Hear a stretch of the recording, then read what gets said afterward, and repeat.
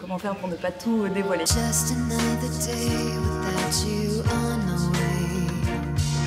C'est une intrigue assez complexe qui nous tient en haleine du début à la fin. C'est une jeune fille qui arrive dans un village en Bretagne pour un entretien d'embauche, qui va découvrir qu'en fait elle a une autre mère et qu'il y a eu toute une histoire autour de cette maman qui est morte. L'enquête est réouverte, on a du mal à comprendre pourquoi on n'a pas trouvé le tueur il y a 25 ans, qui est impliqué et à quel niveau, parce qu'évidemment il y a des secrets de famille de partout. On y va. Chacun peut être un peu mouillé aussi et que du coup on parle pas parce que sinon ça nous retombe dessus. En fait tout est imbriqué. On ne comprend qu'à la fin quels étaient les intérêts de chaque personnage.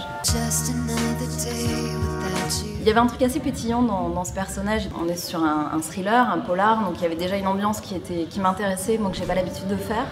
Le chef de la gendarmerie, lieutenant-colonel Jourdan. Je m'appelle Gaëlle Jourdan.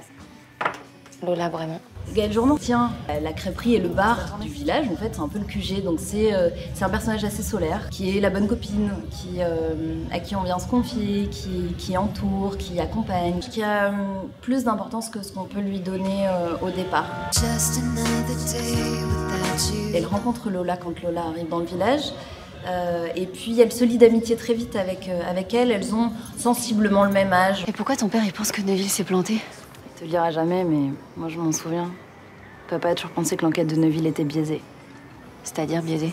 Par exemple, il a tout fait pour brouiller les pistes. Elle devient un peu sa confidente parce que finalement Gaëlle, elle est au cœur de ce village-là et du coup on vient facilement se confier à elle.